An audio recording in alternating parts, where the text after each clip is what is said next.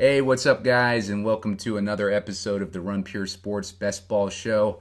Today we're going to be covering strength of schedule. Warren Sharp is the guy that I mainly look at when it comes to early predictions for strength of schedule. He has a tendency to put out his schedule and look at projected win totals as opposed to last year's win totals, which I like. I like looking forward as opposed to looking at the past. We don't know what types of schedules teams that did poorly last year had and whatnot. So it's better to look towards the win projections for the coming up season as opposed to looking in the past. I'm joined by Mitch Snyder, as always. Snyder, how's it going? How did the Masters treat you last week? Oh, it's going pretty well. We did really well on the Showdown side of the things. I was pretty happy just to basically break even on the main slate because I was very heavy on Brooks Koepka and I was heavy on Xander Schauffele as well, but I was overweight on Scotty the Kid and Colin Morikawa as well. They were both under 10%, so I mean that really helped me basically just have a break even day on the main slate. The Showdown slate was really good for us, so me and Big T were over on the Mayo Media Network with JSU on Friday night. We pretty much hit the stones on that show, gave out a ton of good picks. So hopefully, we're looking forward to keep doing that as well. Yeah, Run Pure's golf content has been crushing lately. It's definitely something you want to check out. Our guys are all super into golf, and they do really well at it too. So definitely check out the golf shows. We air them every week. So good stuff there. The schedule for the 2022 season for NFL has not been made on a week-to-week basis yet, but we know who teams' opponents are going to be basically. And so Warren Sharp, he put out his strength of schedule chart, and I'm looking at it now. Right now I see the Washington, what are we calling them, the Commanders this year? Yeah, I guess. Okay, so the Washington Commanders look like they have the easiest schedule according to this chart. We're looking at Chicago Bears, which also have an easy schedule. NFC East teams all have easy schedules. Obviously, they get to play each other twice during the year, so that makes it gives them an edge automatically going into the season. Seattle also has an easy schedule, so there's a lot of bad teams that I'm noticing that have easy schedules this year. Snyder, what are your initial thoughts on that? Yeah, there's a lot of these teams that I'm still gonna be looking to just fully fade. Like I don't want anything to do with the Seahawks. I don't really want much to do with the Philadelphia Eagles, the Bears. Washington's interesting. I do think they have a potentially explosive offense. I mean, it just comes down to if you trust Carson Wentz or not. I still think Carson Wentz sucks, but we'll get into that later on and such. But I think with some of these teams having easy schedules, yeah, I think you could take it one of two ways. I mean, like some of these teams like the Cowboys and like the Buccaneers and the Packers, they're up there with pretty easy schedules. I mean, you could say that are they really going to be able to put up enough fantasy points for us to get through and get the points we need here? Or should we look down to like some of these mid-tier teams that are in the high teens, early 20s, that they might be in more competitive battles and pretty close to the same caliber of teams? I think you could kind of take it both ways. But I think I'm still going to be looking to avoid some of these teams, even though they have easier schedules. And then the teams, I see there's some teams down there at the bottom that have tough schedules that I want to avoid as well, like we talked on the last show. But yeah, it's definitely interesting to pull this stuff up and get into it. Yeah, for sure. Like I'm looking at Washington. I think they're just shitty enough so that even if they have an easy schedule, it could benefit Carson Wentz because I think they're still going to have to be competitive in these games. I don't think they're going to be playing with big leads or anything like that. So I kind of look at Terry McLaurin as interesting seeing this easy schedule because maybe he has easier matchups as a wideout, and he's got a better quarterback this year. You can say what you want about Carson Wentz, but he's definitely an upgrade over Taylor Heineke. So that's interesting to me. And I also think that Justin Fields having the second easiest schedule is also pretty interesting. It seems like Chicago's in a full rebuild right now, so I'm probably going to fade them just in general, except for some exposure maybe to Darnell Mooney, depending on how expensive he is ADP-wise, and Justin Fields. But, Chicago looks pretty interesting. I think Justin Fields probably needs an easy schedule to do well. He was getting crushed last year, just getting hit left and right, and was not doing very well as a rookie. So maybe as a sophomore and having an easy schedule, that'll help him develop a little bit more. But we'll see how that goes. But yeah, as far as the mid tier that you were talking about, like which teams are you looking at that have interesting schedules that you think could actually benefit the team fantasy wise? Yeah, I definitely like the Chargers still. I like attacking the Chargers offense. I think Herbert's going to have a monster year this year, and they've got right around that mid-pack. They're projected to win 10 games this year, and they've got the 22. So they've got right in the mid-pack. They've got a pretty tough schedule just because the conference they're in is so loaded. But outside of that, I think they've got a pretty weak schedule, a non-conference. So definitely like attacking the Chargers. I am going to be on my guy Lamar Jackson some this year. I think this is a huge prove-it year for him stats-wise. He's got to put up some big numbers because he hasn't signed that long-term deal yet. And he even talked about he wants to put in the work and show him that he's worth it. So I think he's got to – if he comes out and he's injured for 4, 5, 6 games again this year, he's not getting that huge deal he's looking at. He saw Deshaun Watson get that big deal. I think he's looking for something in that range. So I look for Lamar to have a big year. I think with Dobbins, if Dobbins can stay healthy, I think that offense is going to look way different this year. I mean, Dobbins is such an elite talent. I think I was really high on him coming into last year, but then he got hurt. But looking for him to have a big explosion this year. Still like the Broncos. They're right around with the Chargers. Same schedule, about 18th type of schedule. They're also projected to win 10 games. So I want to get a lot of that Broncos offense too. I think that Broncos offense is going to be explosive from the passing and run game. Yeah, I'm with you on that. I get nervous for Lamar because he's negotiating his own contract, and he's pushing it because you just saw Watson get a contract. I don't know what the specifics are on where they're at, both sides, Baltimore and Jackson, but I would imagine that Baltimore has obviously seen what Watson's done.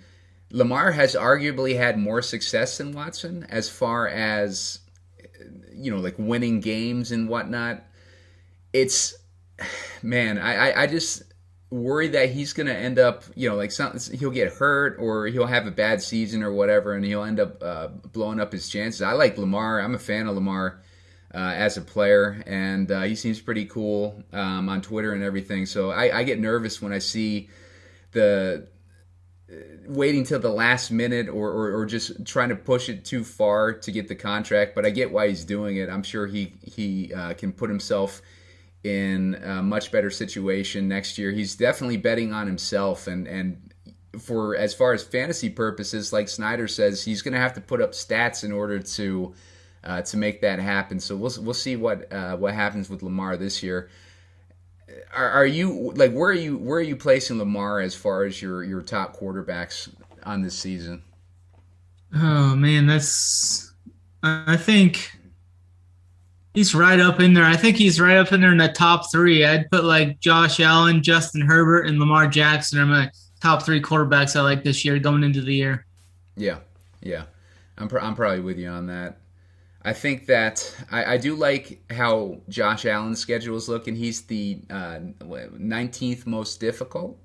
So he's going to be in more competitive games, hopefully, in that scenario, and that means he'll have to put up more numbers. Last year, they had a really good defense.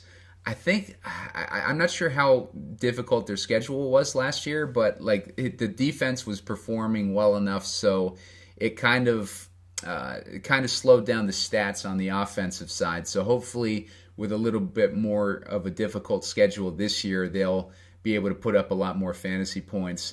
The Chargers are my favorite team to win the AFC. I bet on them on MGM probably about a few weeks ago. They were at 1,100 to plus 1,100 to win the AFC. And I bet on that, and then they went down to plus 800. I'm not sure where they're at right now, but it was a really good value there, and I took that. The Bengals are another one of these good teams that are kind of stuck with a difficult schedule, with the 26 easiest schedule, I should say. So it's a difficult schedule on that scale. The Cardinals are right there next to them. They're at 25 too. So that you see some good teams mixed in here. Kansas City has the most difficult schedule, and the Rams have the 30th, and then they're number 30 as far as strength of schedule. So they have a difficult schedule, and San Francisco is right behind them at 29. So you see a lot of good teams here that are having, going to be in a tough situation schedule-wise this year, and could put up some points. Do you have any thoughts on those teams, Snyder? Yeah, not really sure. Which teams were you talking about again? I bet I was looking at something else. Oh yeah, no worries. The good teams like Kansas City. Oh yeah. The Rams, San Francisco. That have difficult schedules this season, but that could be good for getting. Yeah, go ahead. Yeah, I'm going to be underweight on the Chiefs this year. I think the loss of Tyreek Hill is going to be pretty substantial. I think it's going to hold them back more than they think. I don't think Nicole Hardman and a couple of those other guys are going to be able to pick up the slack he's needed, and that's just going to leave defenses to key in more on Travis Kelce, I think. So they're kind of one of my more high fade teams this year. The Rams are definitely interesting. I mean, it's hard to fade Cooper Kupp and all that. I think that team's going to pretty much just keep rolling right along. So I don't mind going with the Rams. 49ers. It's interesting what they're going to do with the quarterback scene. Do you think they're going to bring back Jimmy Garoppolo? It kind of looked that way for a while, didn't it? I think the situation right now, Jimmy Garoppolo just had a surgery on his shoulder. So he's recovering. I think the 49ers are just being smart with not trading him right now. They're going to wait until until he starts showing up in training camp and stuff. And no team's going to want to pick him up if he's just coming off an injury unless they're in desperate needs. So we'll probably have to wait and see how things play out with the draft and things play out with potential injuries during the preseason and whatnot before we see anything happen with Jimmy G. But yeah, the San Francisco might end up with Jimmy G again. I think he'll miss enough of the preseason though that Trey Lance will have that role, should have that role locked in by the time that Jimmy G's back in practice. But yeah, I mean that's a definite possibility that he ends up on San Francisco again. So we'll see what happens there. I would imagine that these other teams like Carolina and teams, Seattle, teams like that are in need of a quarterback are probably monitoring the situation closely. Right now, I don't think anyone's going to pull the trigger on Baker Mayfield either, because right now the two biggest names that are out there are basically Baker Mayfield and Jimmy Garoppolo. And Baker Mayfield is definitely the number 2 there, I believe. And I think that teams will probably look to see how Jimmy G progresses through the surgery before they take a stab at one of those guys, because they're going to have to weigh the differences between those two players basically. And if Jimmy G comes out and he's struggling with the recovery, then I think that opens the door to take a serious consideration of Baker Mayfield, unless, as long as he doesn't get signed before then as a backup or something. But I would imagine once that situation plays itself out a bit, we'll start to get more clarity on where Baker and Jimmy G will end up. Yeah, I think if Trey Lance can kind of live up to the hype, I think this 49ers offense just could be absolutely insanely good. They got Deebo Samuel, Brandon Ayuk, George Kittle, and if Trey Lance is as mobile and can throw the ball, I think this 49ers offense with Shanahan behind the helms, I think that could be the most explosive offense of the year. Yeah, I'm with you there. So, Snyder, I'm going to go ahead and take a look at our underdog contest here. Yeah. We're gonna do a draft in underdog. We're going to try to get into it now because not sure how long it's going to take before this thing fills up. So I figure we might as well jump into it now. So let's take a look here. We're going to be doing another Superflex draft today. So those are $10 to enter. We're running a promo code on Run Pure Sports right now for Underdog. If you use the promo code RUNPURE, then you're going to get a $100 match on your first deposit to Underdog. So make sure you sign up for Underdog now. Make your deposit now before that promo goes away. And pretty soon, I would think within a couple weeks of the draft, they'll probably introduce the Best Ball Mania, which is the $1 million contest. And that's the one that people are going to be drafting throughout the summer and stuff. So if you get a $100 deposit bonus, that gives you, it's traditionally $25 to enter. So if it's $25 again this year, that'll get you 4 entries into that Best Ball Mania contest. Or you could just enter a bunch of these Superflex contests. The contest has not filled up yet. It's still got plenty of room in it. It looks like it's got probably about 15% left or so to fill up. Snyder and I are jumping in now. I haven't played a whole bunch of the Superflex contests. I'm not a big fan of Superflex, but it's Did you jump in then? Yeah, are you jumping in now? Yeah, I'll jump in right now. Okay, let's jump in then. All right, 5 more to start. You about that? It's still loading. I got 6 more to start, and I got 4 more to start now. Okay, yeah, we're I'm sure we're in the same one. Yeah, pulled that on us last time.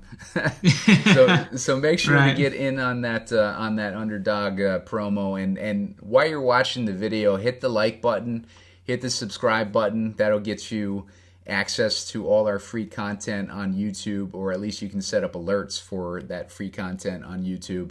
Hit the like button. That helps us out as far as keeping our content free as much as we can.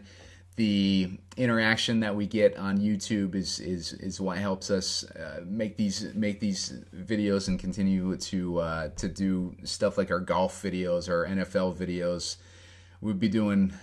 We just introduced a new MLB morning video today featuring Mango, and so that's a new show that's going to be happening Monday through Friday. Snyder, do you have any other thoughts on this strength of schedule that we're looking at here?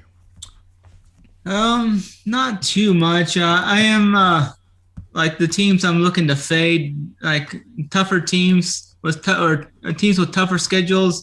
Still looking to fade the Patriots, the Texans. Not sure on the Cardinals yet. They've got an over-under of 9 games. Looking to fade the Steelers. Looking to fade the Jets for sure, and the Chiefs down there. Off the Falcons as well. I'm trying to cut my player pool down and try and just draft some of these teams I have more conviction on. Probably not going to be heavy on the Titans either. They got a 9.5 win total, but where are you at on like running backs this year? I'm actually like super high on Javonte Williams this year. I think I'm the highest of anyone.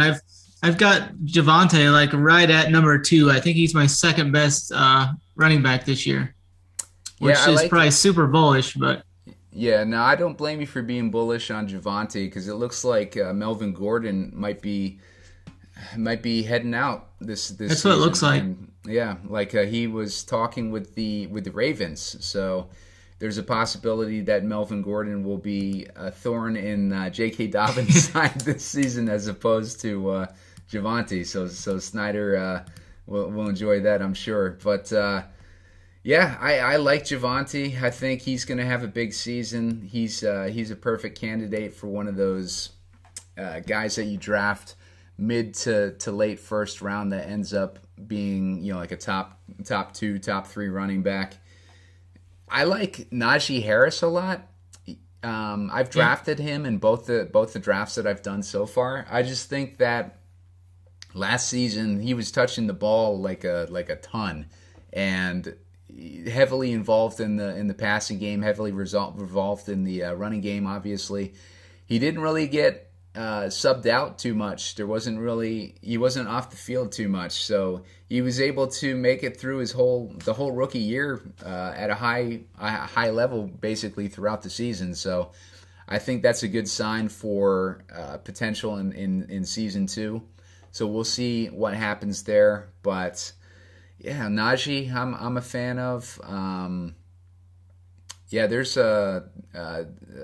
Jonathan Taylor. I'm a fan of his. Obviously, I kind of like Matt Ryan in that situation. It looks like Matt Ryan can benefit Taylor, I think, more than Carson Wentz could have. So yeah, there's a lot of positives. I think Ryan has a tendency to throw more to running backs as well. So that's going to be a benefit for Jonathan Taylor, assuming that he's getting the bulk of time on the field and he's not getting losing work to Nyheim Hines this season. I think I'm going to be pretty high on Antonio Gibson this year too. They do have the number 1 easiest schedule, and I think they're not going to overly make Wentz do a lot. They're going to kind of lean on the run, I think, there, and he's got pass game workability too. Yeah, I'm not as high on Gibson. I guess I'm gonna have to see how things play out. Just having Wentz in that offense makes me a little nervous. Like his injuries, and Jarrett Patterson seemed like he was emerging a little bit. So what's his face came back. J.D. McKissick came back. So there's so I'm a little bit skeptical. Like. I do think that he was going in the bottom of the second round, so I don't hate that value though. So I do think he has upside, but I'll probably not be too heavy on him this season. Oh yeah, right on. Our draft just started, and I took Lamar with the 3rd overall pick in the Superflex. Had to do it. Yep. No, don't blame you. I think it's Lamar. Josh Allen and obviously Patrick Mahomes. I mean, you can't really go wrong with either of those 3 dudes. Wherever you land if you land in one of those top spots for super flex. Oh man, back into this looks like back into this just sucks. Ugh. All right, fuck. I don't want to take Christian McCaffrey. The dude has missed 2 seasons in a row. Pretty much. Yeah. I'm not overly excited about that one. But I don't. Man. Yeah, I hear you. Back end of a super flex is not the place to be. That sucks. I'm looking at Russell Wilson, Dak Prescott, and Jalen Hurts as those tops. Yeah.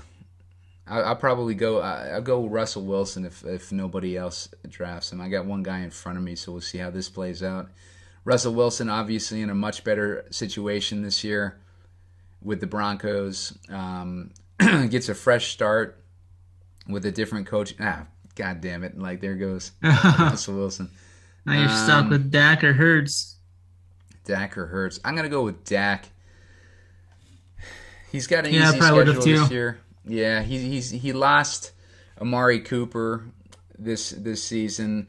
The defense, I'm guessing the defense is going to regress a little bit. They got lucky with a lot of turnovers last year, so that's not really sustainable. So I think they'll be in a situation where the offenses needed a lot more this season than they were last season. And hopefully they'll be more focused. Yeah, for sure.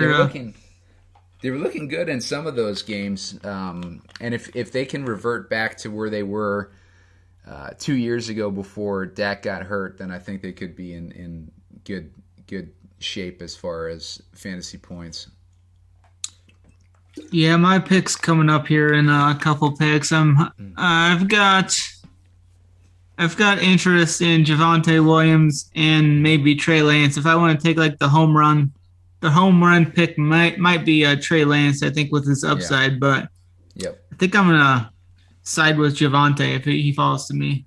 Yeah, one guy that I was debating on in that second round pick was Deshaun Watson.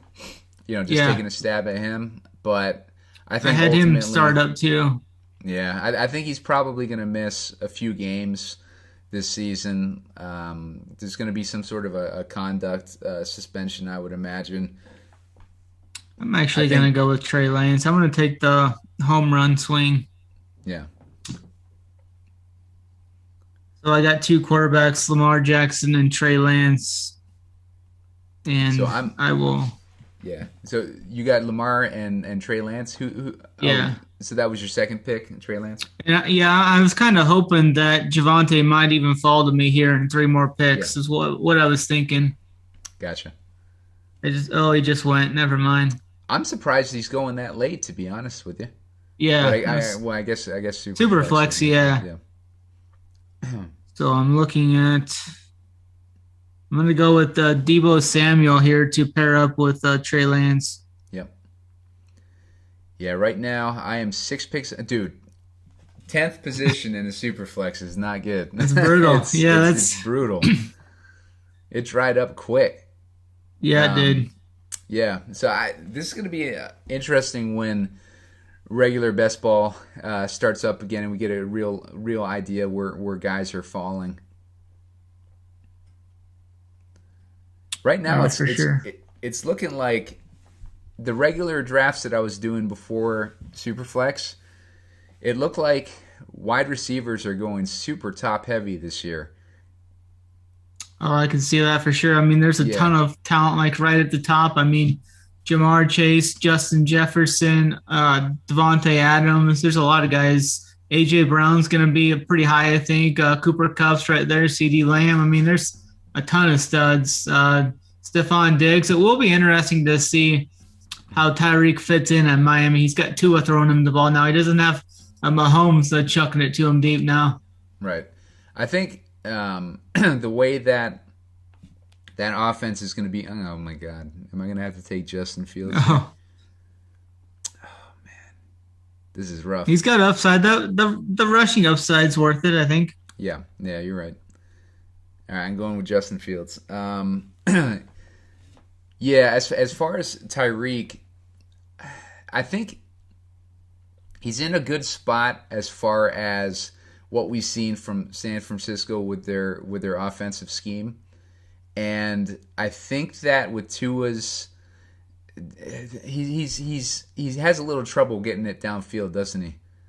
So they're probably gonna like scheme like that offense to get guys in space a ton, and Waddle's perfect for that, and I think Tyreek is too, because those guys are monsters after the catch. So I do think that Tyreek is in a good situation. The only problem is his target competition is a lot stronger, I think, because they got Waddle, they got Gesicki, who are already established with Tua. So they got Tyreek, and Tua might be one of those dudes who's a little more cautious as far as throwing to new guys. I'm gonna take CeeDee Lamb. Nice, there you go. Let's see, who did I take in the first couple? Who do I got here? I got Dak, Justin Fields, Christian McCaffrey, and CeeDee Lamb right now. But sounds solid. Yeah, like Tua seems like he might be a little too cautious for Tyreek, basically. So we'll see how that plays out. Like I'm interested in seeing how well they do together in preseason and stuff like that. But kind of up in the air on how that's gonna play out for Tyreek. But target competition all around in that offense is going to be tough. I think Gesicki's the guy who benefits there. I think he's going to get a lot more red zone opportunity. He's going to probably have a lot of touchdowns this season. What are your thoughts there? Yeah, I think like the Dolphins, they're Tyreek and Waddle. I mean, the upside there. If Tua can get the ball to him, I mean, they've got two just absolute burners on the edge there. I mean, this is going to be it could present a ton of challenges for opposing defenses trying to slow them both down. I'm up here next, looking at a running back, but not sure I love any of these guys, but I don't want to take any foul. I'm kind of off the Falcons, so I'm off Pitts there. I don't really want Aaron Jones, but I think I'll probably get suckered in. I might even go with a freaking Lion. I mean, DeAndre Swift is. Yeah. I never really go with him, but he's had some pretty big games. I think I'm gonna go with Swift. I don't hate Swift. I don't hate it. Yeah, and I think that's pretty good value there. Late, especially with their strength of schedule too. They're right in the middle there, like right on the green side. So yeah. And by the way, if you want to take a look at that chart for the strength of schedule, check out Warren Sharp football and football. What is it? What is the actual site? Sharp Football Analysis. Yeah, Sharp Football Analysis. That's where you can see this. You follow Warren Sharp on Twitter too. He's always posting cool stuff like that.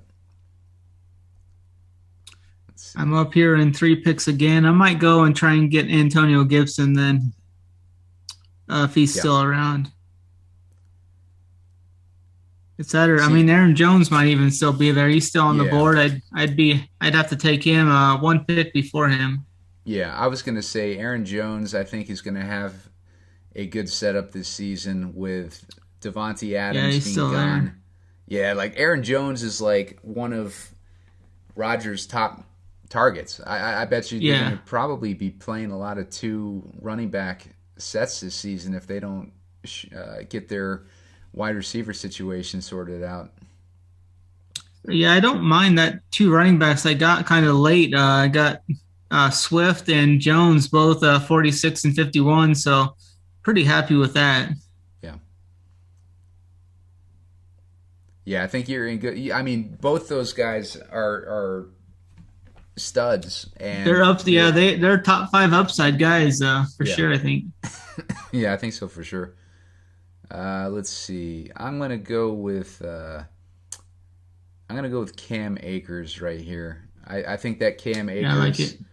His value has been taking a hit because when he came back from his Achilles injury, he underperformed in the playoffs, and I think everybody's kind of down on him right now. But by the time the season starts, that gives him basically a full year to have recovered from the Achilles injury. He came back record time from that injury, so understandably he wasn't going to have like huge performances right off the bat. So I don't hate getting him in the 5th round there at the end of the 5th round. Hopkins just went. I was going to say he's hanging around forever there for the 6th round for Hopkins. Pretty good value. Yeah, he was looking good, man. I didn't get that opportunity, unfortunately. I am looking at Waddle, who I don't like his target situation with Tyreek in there now. DK Metcalf has a QB situation. Jerry Jeudy is now interesting to me. I'm pretty high on him next year. I like him quite a bit. Yeah. Yeah, I'm with you on that. I also think he's a guy that's. I think he's a guy that's going to start charging up draft boards as the season draws near or closer. Yeah, I think so too. Once last season, I think he was going in like the 7th round, so he hasn't really come up all that much with Russ as his quarterback. So he's still a good value. Cortland Sutton, I believe last year was going. Well, forget everything I said. It's a super flex, super flex stuff. Getting him 6th round though, like I'm content with that. But I bet you in regular season drafting, regularly drafting, he's probably going in like the 4th round. I would guess 3rd or 4th round. Yeah, I think so. I'm up here in 1 pick. We'll see who this guy takes. I think I'm going to take J.K. Dobbins to kind of do like a little running stack with Lamar. Try and get as much of that offense as I can. Yep, don't hate that. So I got 3 running backs, and that's pretty much I'm gonna start just pounding receivers now. Receivers and tight ends. Yeah. Right now, where am I at with the running backs? I got, let's see. Trying to figure out if I need to go left or right to get closer. All right, so running backs, I got Christian McCaffrey, Cam Akers. Wide receivers, CeeDee Lamb and Jerry Jeudy. And quarterbacks, I got Dak and Justin Fields. So I'll probably try to get one more decent running back if Terry McLaurin. I was just going to say if Terry McLaurin comes back. They couldn't let him go. There goes Snyder, fucking grabbing Terry McLaurin. Deontay Johnson's still on the board. I don't hate that. Travis Etienne. Yeah. Travis Etienne's still on the board.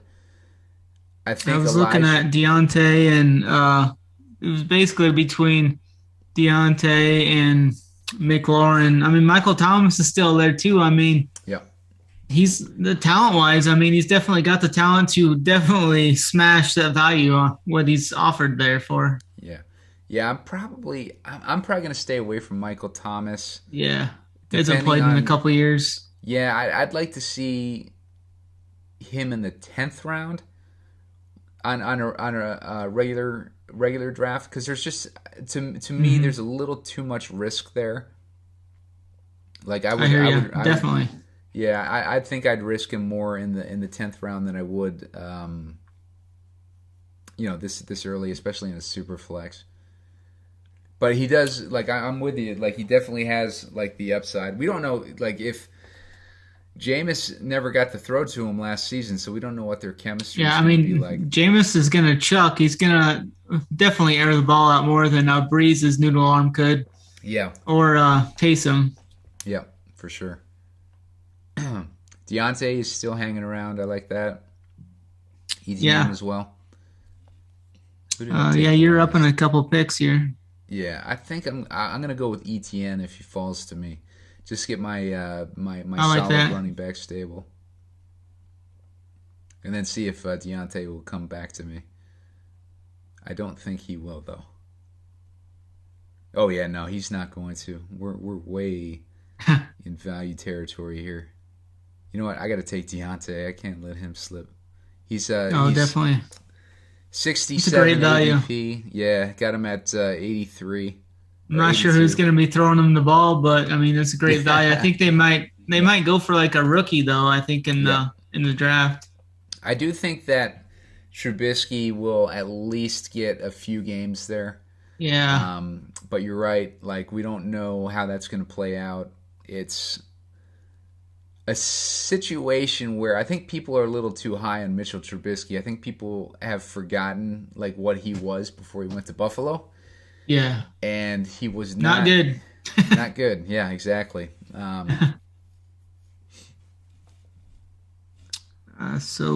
You're about up again, it looks like. Yeah. Looks like ETN got taken, so I'm going to start. I'm going to look at Allen Robinson. I really like his situation this season. If he gets picked up, I'm going for a running back.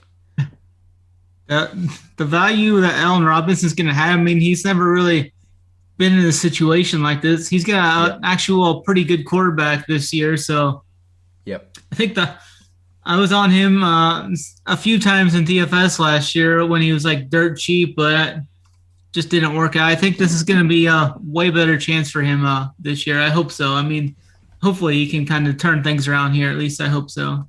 Yeah, I think you're right. I think Robinson's going to have a huge year this year. Potential comeback player of the year. Like, yeah, that'd be awesome. Yeah, like, I don't know if they primarily give those to guys coming off injuries or if they give them to guys that have just been stuck in obscurity for forever. But yeah, I mean, he's got the potential to be in the running for sure. He's in the perfect setup with Cam Akers at the running back, and he's got Cooper Kupp in that same front. And who else do they got there now?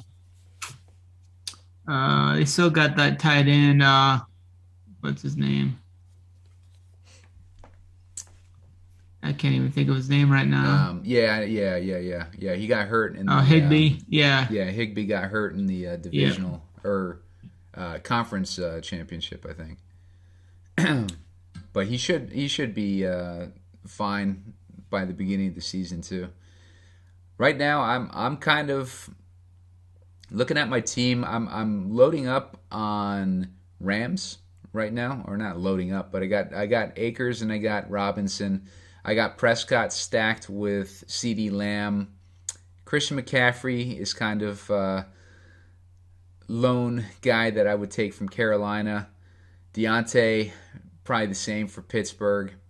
Like Snyder was saying, we don't know who's going to be thrown to Deontay. All I know is that he's a target monster, which is good. And I think that a guy like Deontay could be a nice safety blanket for a rookie quarterback, and he's also probably a nice safety blanket for a dusty quarterback like Mitchell Trubisky too. Trubisky's going to have some weapons in that offense, so he's going to get his opportunities. It's just a matter of seeing how everything plays out there. He's got good coaching now too, so that's another good thing. You can see what a huge difference coaching makes for a quarterback, especially. You look at a guy like Jameis Winston when he was playing with Tampa Bay.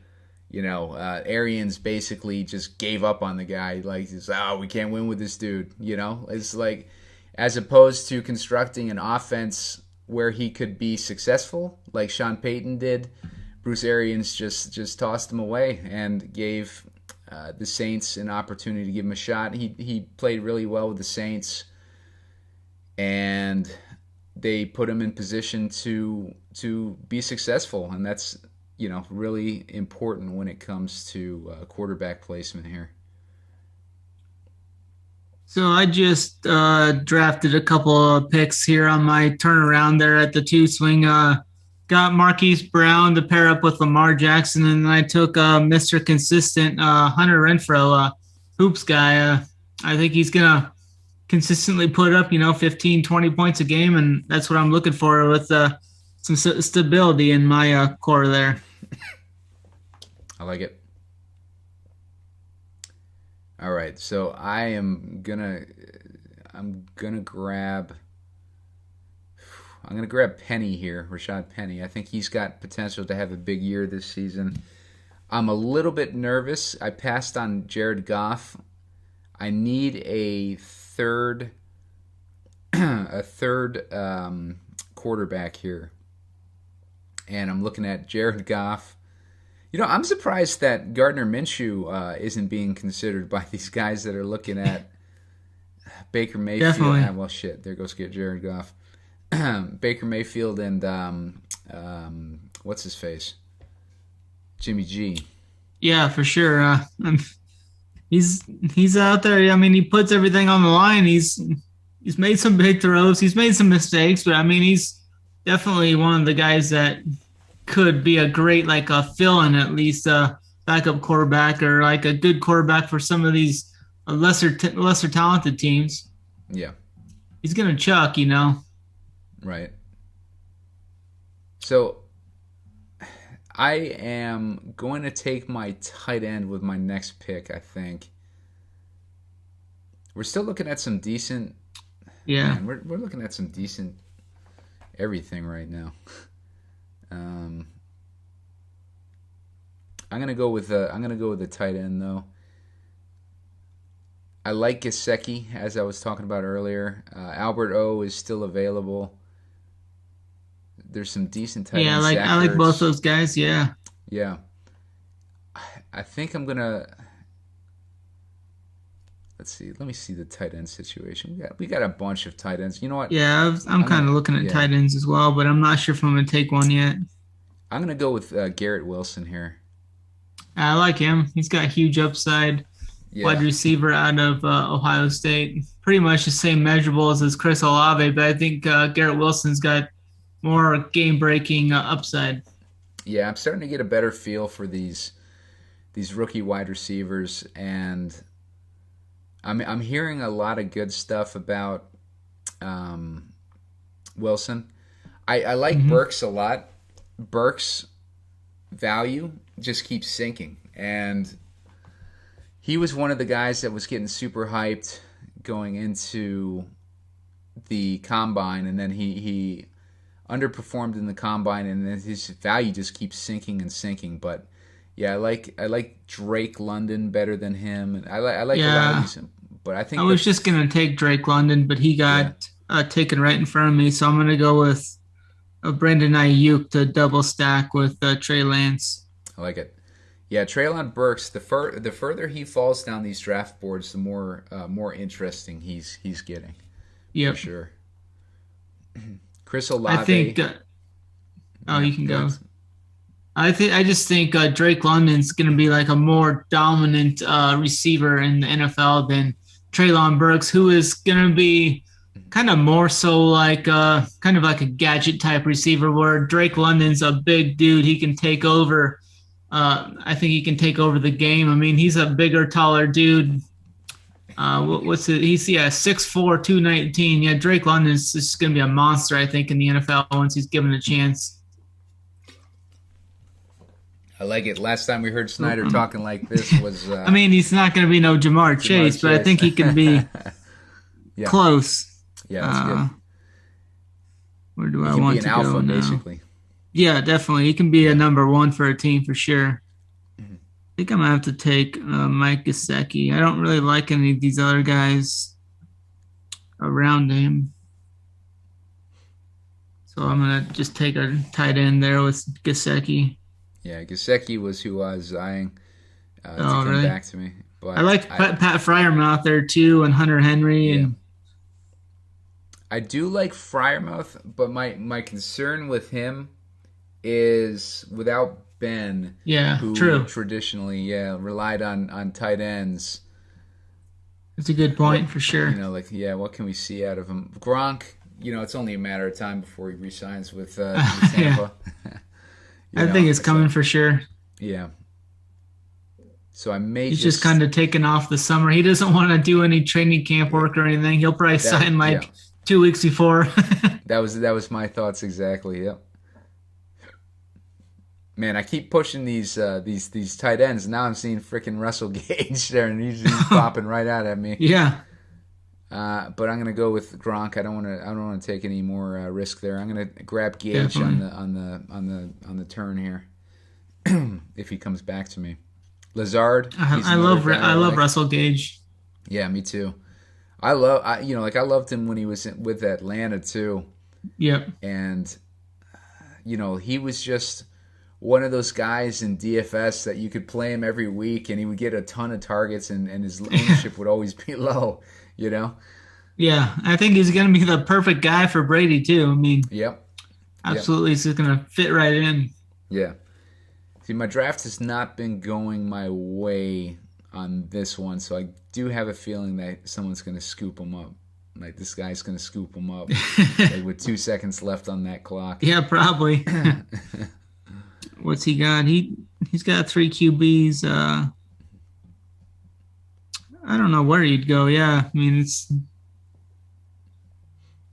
Nope, he went with someone down lower. Alan Lazard. Lazard, okay. I'll take Gage. I don't hate Lazard either. He was going to be my number 2 there. I just think with the chemistry he was forming with Aaron Rodgers, we've seen this a ton of times in the past. Aaron Rodgers is one of those quarterbacks who's good at developing younger players or players that have played in the Green Bay system. We saw it with guys like Jordy Nelson in the past, Randall Cobb. We've seen it with, most recently, Devonte Adams, basically. When Devonte first joined the team, he wasn't very impressive. It took him a couple years to get going, and then when him and Rodgers started to really form that chemistry was when all the other receivers pretty much had left the team or been traded or whatever, it feels like. So he came into his own when he had Rodgers all to himself, and we know how Rodgers likes to kind of key in on that key guy. So Lazard could be that guy this season. Yeah, for sure. I'm kind of looking at a couple guys here that I think are both going to be there. I drafted 1 pick I think I'm going to take Alexander Madison 1 if he's there, and then I'm hopefully going to come back with Jameson Williams, a rookie out of Alabama. Yep. So we'll see. I Now, really like Jameson. I mean, he's 6'2". He's a big dude. He averaged 20 yards per reception last year, 15 touchdowns. I mean, he was just a monster. But he did tear his ACL there at the end of the game. But I think he can recover pretty quick. Yeah. So I'm going to take Madison 1. Because we always seem to see Cook go down for at least a couple games every year. Yeah, yep. And Cook is not getting any younger either. And yeah, for sure. I wouldn't be surprised if Madison gets slowly, well, not even slowly. He's been slowly worked into that offense, but every time he's gotten his opportunity, he's crushed. So. Yeah, I've been seeing some mock drafts that actually have the Chiefs drafting this Jameson Williams. If Jameson can get back to 100% and link up with Mahomes, I mean, that would be, I think, near Tyreek Hill capabilities there. Yep, I'm with you on that. I think the Chiefs are definitely going to.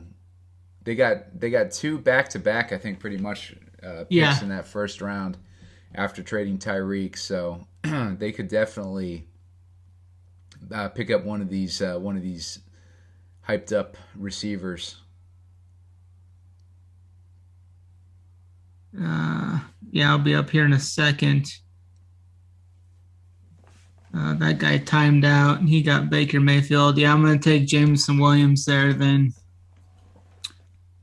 So that's my 6th receiver. I've got the Debo Ayuk double stack with Trey Lance, the Marquise Brown stack with Lamar, and then Terry McLaurin, Hunter Renfrow, and now Jameson Williams. Man, I am up all right. Yeah, I'm liking how yours is looking. Right now, I'm staring into the abyss of quarterbacks. I want to take a quarterback. I don't know which one of these rookies would be most likely to be able to jump in and start. Who do you like between these rookie quarterbacks here? We got Kenny Pickett, Matt Corral, Desmond Ridder. I've heard some hype on Ridder recently, and Sam Howell. Yeah. Did you mention Malik Williams too, or did he already go? I think he might have went already. Yeah. I'm really not too high on any of these guys. I don't think I think the quarterbacks are very down this year. I think in a normal year, I don't even know if any of these quarterbacks would be first round quarterbacks, but they're kind of getting pushed up like that Trubisky class. I mean, there wasn't really anyone too strong in that class, but they all got pushed up because teams have needs and they're the only ones there. But if I had to pick one guy I think would be the best out of this class QB-wise, I think I would go like Matt Corral. I think he's got the arm. He's got the arm strength for sure. Yeah. It's just his decision-making's not always there for him. Right now, I'm looking at Nicole Hardman versus Jamison Crowder, the guys I'm considering. Okay. I kind of like Crowder more. We've seen McCole Hardman just kind of disappoint in the past, but he's also had some decent games. Yeah. I'm just going to go with Crowder. I think Crowder with Josh Allen's a better setup after. Yeah. I think that he's just going to mesh into that system really well. Yeah. It'll be interesting to see if Hardman's able to take that step forward. The thing I'm concerned with, sure. The thing I'm concerned with Patrick Mahomes is his ability to develop these young guys. He kind of came into a situation where Tyreek and Kelsey were already established as the top options, and he's had guys come in that he hasn't really been able to get going. Like Sammy Watkins, he got going a little bit, but like these younger guys like McCole Hardman, younger receivers, Byron Pringle, he got going a little bit, but I just don't feel like these guys have developed into decent receivers like under Mahomes. So it'll be a test for him this season to see what he can do with younger talent or guys like MVS who joined the team recently, who's going to be put in a situation where he's gonna need to rely on these guys. So it'll be interesting to see who steps up. Nicole Hardman will get an opportunity to step up. We're guessing that they're going to take a rookie in the first round. I have a feeling that whoever that rookie is going to be, obviously a big part of that offense, but he could be Mahomes' next stud receiver.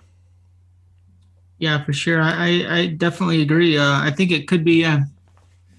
I'm not that big of a Chiefs fan here. I live near Kansas City, but a lot of people have became Chiefs fans over the last couple of years. But I think Jameson Williams would be a great get for them. Yeah. Now, coming off that right now. Oh, gotcha. You're good. Coming off that ACL, how long it'll take him to kind of get his knees back as a receiver.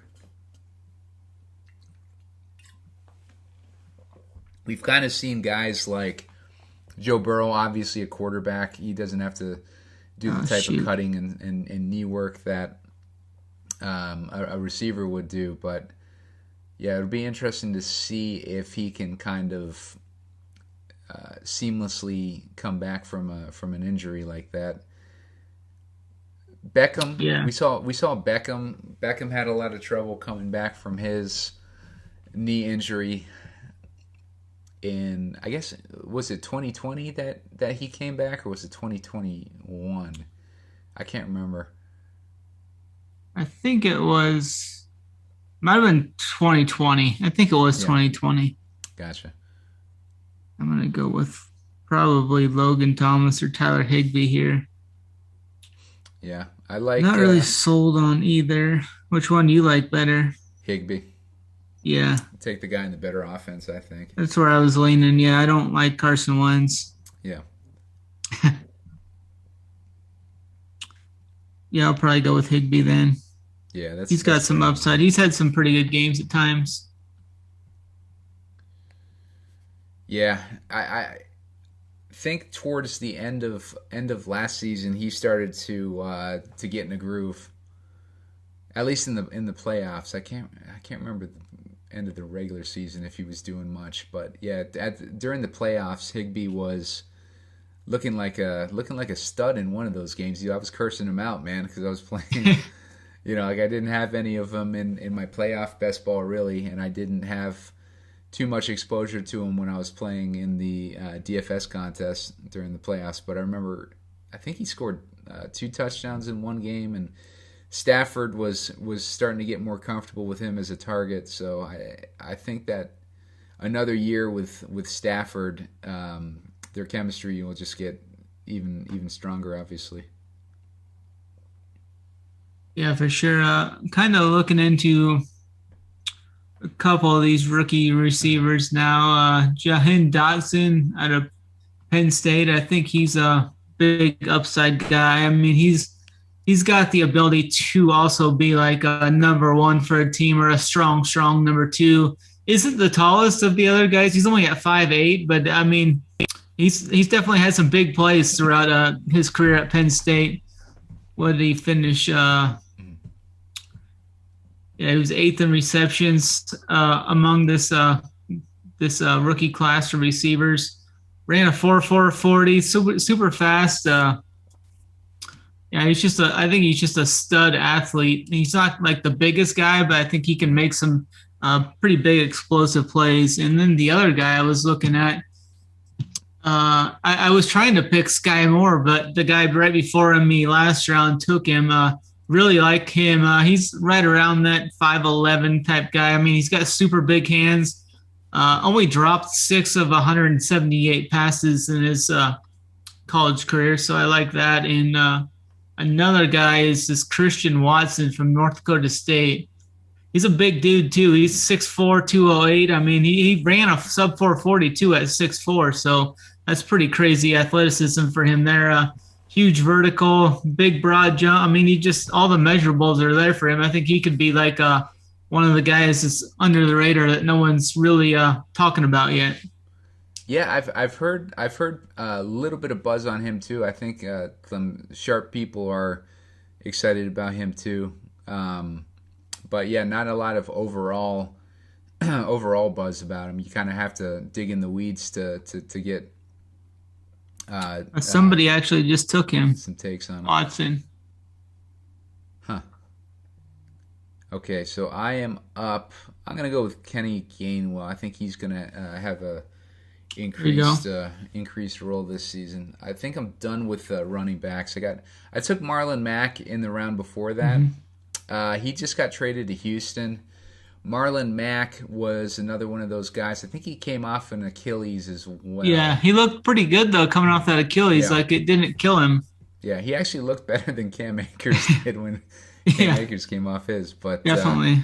Yeah, Marlon Mack. He just had the bad luck of being behind Jonathan Taylor, unfortunately. So yeah, usually those Achilles or injuries are just career enders, but he looked pretty good off it last year. So definitely thinking there's some good upside there with him. Yeah, Brian Robinson. He's a rookie running back that I'm hearing buzz on. Do you have a take on him, Snyder? What are your thoughts on Brian Robinson? Yeah, I was kind of looking into him. He's another one of those Alabama running backs. It seems like there's only been like one good running back coming out of there. That's Derrick Henry. But I think Brian Robinson's kind of like pretty much Trent Richardson. I think it'll be interesting to see if he can mount a bigger career than Trent Richardson did. But he's like a 6'2", 225 back. He's got the speed though too. It's not like incredibly fast, but he hits the hole pretty hard and fast. Only ran like a 4.5 at the 40 though, or at the combine though, so that's kind of troubling. But I'm not sure if I'll be on him much, depending on where he goes in the drafts in the main ones. Gotcha. All right, so I'm trying to look at the scrap heap of quarterbacks that we have left.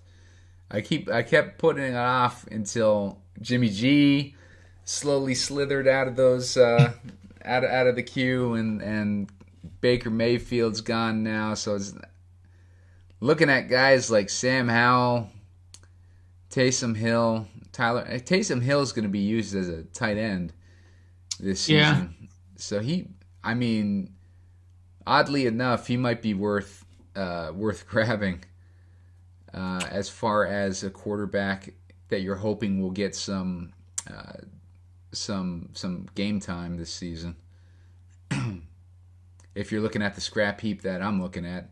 Yeah, I just took James Cook, rookie running back out of Georgia. I think he's like a pretty high upside pass catching back out of the backfield. He's not going to be a guy that's going to carry the ball a bunch of times, but I think he's a guy that can be on the field and touch the ball 10 to 15 times in a game. He shows some really game-breaking plays in college coming out of the backfield, receiving and all that. So I really like his upside in the NFL here, being as like a kind of like a scat back or a third down type back. I like it. So we are coming up on we're about halfway through the 17th round right now. There's 20 rounds on Underdog this season. Historically, there's been 18. And this season, it's only 2 wide receivers that are required in your lineup as opposed to 3. And 1 flex, 1 quarterback, 1 super flex in this particular one, 2 running backs, and a tight end. So that's kind of why I've been talking this season about how I'm a little bit more interested in having more running backs on my roster than I have in the past. Not only do you get those 2 extra roster spots, but you get 1 less wide receiver that you have to start. So I like that aspect as far as taking more chances on running backs later in the draft.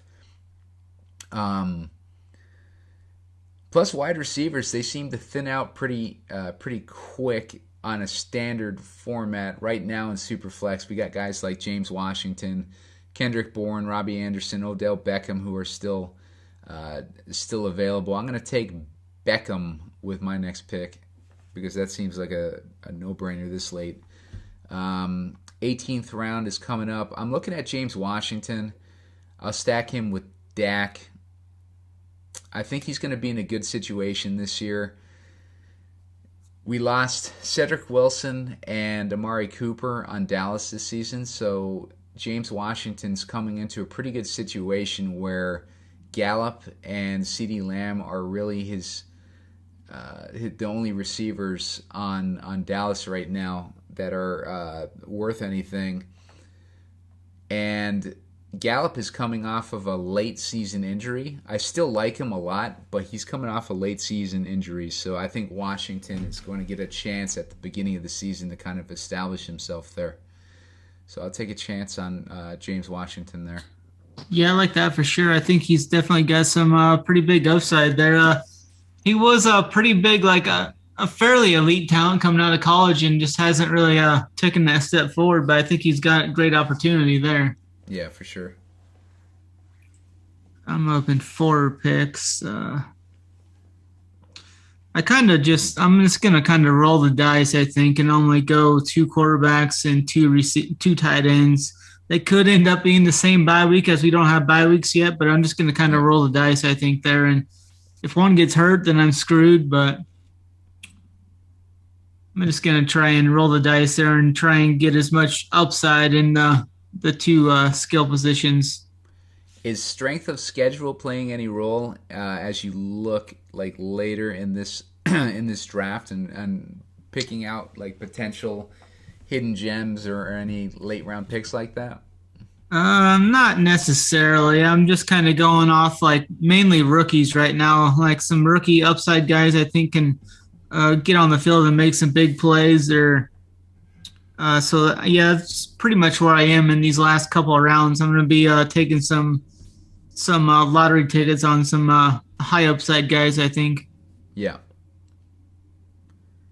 Yeah, I think if I was Mechie's still available too. I seen that, yeah. Yeah.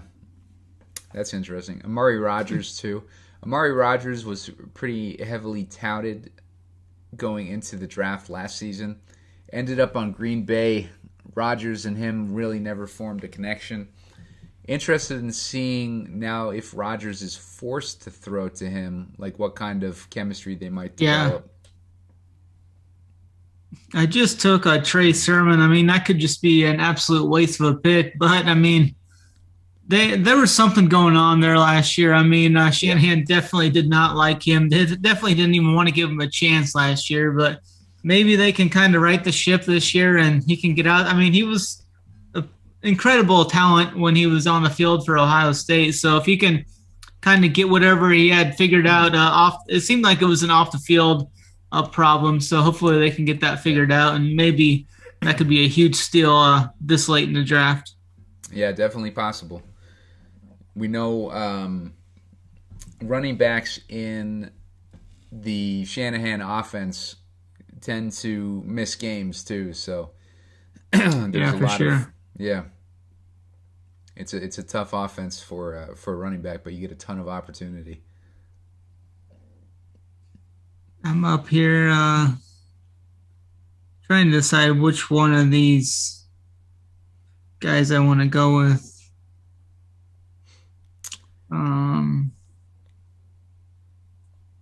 So I'm coming up in 7 picks. Snyder, you're up now. Okay. Yeah. Let's see what you get going for. I might just go with John Minchie. He got injured too at the end of the year, but yeah, it'll be interesting to see. He might miss a few games coming back, but I don't need him to play right away this late in the draft. Yeah. Yeah. I'm looking at Taysom. I think I'm pretty in need of a third quarterback, and we know that the new head coach of New Orleans wants to use Taysom as a tight end, so we know that there's points that are going to be had there. Oh, for sure. But yeah, super flex. Well, do I want a tight end in my super flex spot? No, not really. And I got 2 quarterbacks already, so I'm not worried about losing points at that quarterback position. Yeah, I guess I'm not that into Taysom Hill. I'll take him off. Antonio Brown's still out there for you. Antonio, I got my eyes on Braxton Berrios right now because I really love his situation on the Jets. He could be one of those guys, real tasty guy that has a couple big games. He was one of those guys that I had my eyes on in the preseason last year, just because when those preseason games started up, him and Zach Wilson had a really good chemistry going, and it looked like Zach Wilson was kind of relying on him as a go-to guy almost, and it showed up later in the season. Berrios had some pretty big games there later in the season. It looked like he was the centerpiece of that offense almost. Oh, for sure. I like it. What am I going to need? All right, so I'm up in 4 picks. This is where I'm going to start to take some stabs on guys. I like Alden Tate's situation. Basically, Ridley is not playing this season because he got the gambling suspension, and Gage got traded. So Kyle Pitts is basically the only guy they have to throw to. So I really like his situation. Byron Pringle pretty much takes the place of Allen Robinson, as silly as that might sound. So he could end up getting a decent amount of opportunity in that offense with only Darnell Mooney to compete with, basically, and the tight end there. I think I'm going to go with... So we got Amari Rodgers in there still too. I'm gonna go with Tate. I think he's probably the guy with the clearest potential opportunity, I guess. Or I shouldn't say clearest. None of these guys are very clear. That's why they're going in the 20th round. Oh, and that's my last player, by the way. So my team is full. So I ended up with Dak Prescott, Justin Fields as my quarterbacks, Christian McCaffrey, Cam Akers, Rashad Penny, Marlon Mack, and Kenneth Gainwell as my running backs. CeeDee Lamb, Jerry Jeudy, Deontay Johnson, Allen Robinson, Garrett Wilson, Russell Gage, Jameson Crowder, Odell Beckham, James Washington, Braxton Berrios, and Alden Tate. I probably should have picked up another tight end or something. I have Gronk and David Njoku as my tight ends. I would have liked to get another quarterback, but as I was saying throughout the draft, there was nothing left to choose from, basically. So I kind of got I got to learn to draft quarterbacks much earlier in these super flex drafts. You probably want to get your quarterbacks before the 10th round, which is why we keep getting all these dudes falling to us in these drafts. Yeah, definitely. I've got 1 pick left here. I think I'm going to go with the rookie out of Missouri, Tyler Beatty. He ran a 4.45 40. He was good in Missouri, a lower caliber team. Had some pretty big games last year. Definitely. He tied Kenneth Walker the third in rushes over 10-plus yards on the year, 46 of them. So I think he's got that pop that I'm looking for. Depending on where he goes, he could be like a timeshare guy, I think. So I'm going to take him with my 20th round pick. So Snyder ends up with Lamar Jackson and Trey Lance as his quarterbacks. I like that. DeAndre Swift, Aaron Jones, J.K. Dobbins, Alexander Madison, James Cook, Trey Sermon, and Tyler Beatty as his running backs. Yep. I like that situation. Deebo Samuel, Terry McLaurin, Marquise Brown, Hunter Renfrow, Brandon Ayuk, Jameson Williams, Tim Patrick, Jahin Dodson, John Mechie, Gesicki, and Higbee as his tight end. So nice team there by Snyder. Once again, Snyder, I like your team a lot better than mine. We'll see if it works out, hopefully. Yep. So just a reminder again to everybody, make sure you are subscribing to our YouTube channel so you get able to sign up for notifications whenever we're going live. And hit the like button for us. Help us out there. Also, remember to use the promo code RUNPURE to get a $100 match deposit on your first deposit on Underdog. And reminder that the big contest is coming up soon. It'll be coming up after the draft. We'll probably do another one of these shows like right after the draft or right after the actual schedule release when we know, how this actual schedule looks. So in the meantime, check out our premium stuff too. Snyder, you got any premium pitch that you want to do here real quick?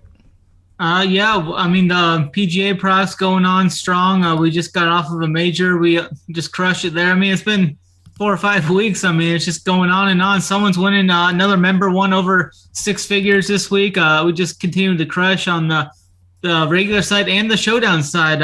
We have those shows going on over at the Mail Media Network on round 2 and round 3, Thursday and Friday nights.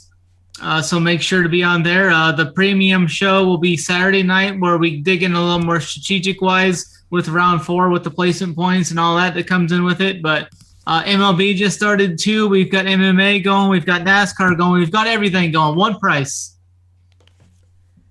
Yep, one price price for all sports, as Hoop likes to reiterate, and you can't go wrong. We do F1, we do MMA, we do freaking NASCAR, like anything that you can think of that has a DFS tied to it. Like we're doing it, and we're doing it all for one price, as Snyder just mentioned. So thanks for joining us, and make sure to subscribe, as we said, and keep running pure. We'll see what happens in the draft. We're only a couple weeks away from that. And then we got the schedule release. So we'll see you again soon.